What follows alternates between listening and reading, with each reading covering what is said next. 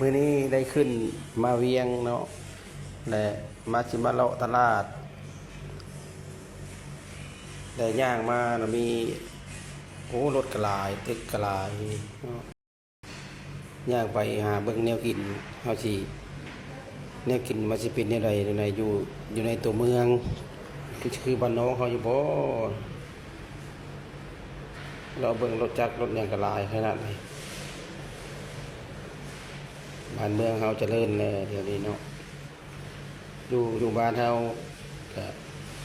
คักอยู่นิดนึงนะอยู่นี่เป็นไปอีกแบบนึงให้แต่ละคนมาเบิ่งนำกันว่า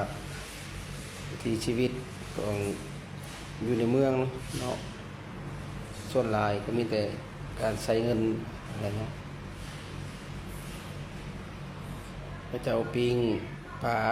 ปิ้งเป็ดเนาะเป็ดนี่ก็ราคามันก็แสนปลายปิ้งสุกเรียบร้อยตัวหนึ่งแสนปลายพวกพอกินอยู่ได้เนาะแสนเช้าปิ้งสุกเรียบร้อยเป็ดเนาะเป็ดประมาณโลหนึ่งเนี่ยตัวละโลเป็ดเนาะแล้วเราไปอีกเราไป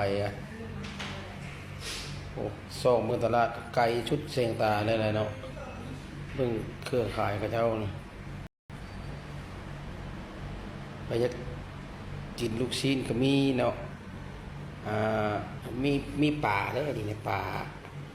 ที่เป็นปลาสวายปลาอย่างปลาหนังอันนี้เขาเจ้าแกะเป็นโตเลยมีแต่ปลาซุกมันได้ปลาสามารถกินได้เลยในปลาแห้มครับจะเป็นตัดเซฟเลยเนาะปลานี่ปลาดิบแต่นี่เนาะปลานางปลายอนเราไข่โตโตแบบไหนคือมันใหญ่บ่เคยเห็นจักเสือตัวแบบนี้ใหญ่กว่านี้กระโดดใส่โตพอตัวเนาะแต่ยากโตอย่างแบบนี้ราคามันก็ถ้าเบิ่งประมาณ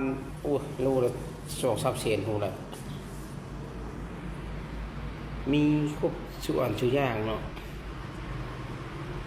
มีแต่ไข่โตเนาะเจ้าขายไข่โตมันยังตีลิกอยู่เนาะ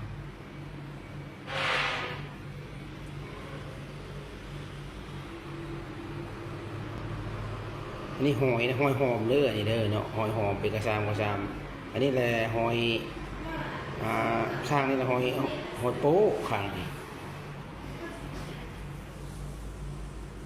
มีครบมื้อส่วนทุกอย่างเนาะก็ไปเลาะเบิ่งว่าสิหาแนวกินบ่จักสิกินหยังยากินหยัง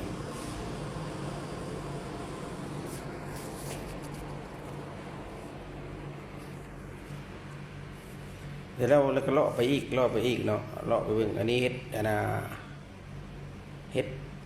เฮ็ดละโงกเฮ็ดปวกมีหมดเด้อเนาะคือบ้านเฮาก็มีหลายเนาะอันนี้ก็ตัวอย่างตัวดวงบ่ตัวอย่างไปอยู่ไสก็ยังเห็นอยู่ไข่โตตั้งหลายเนาะไข่โตโอ้โลละเศษบ่ได้เห็ดปวกนะ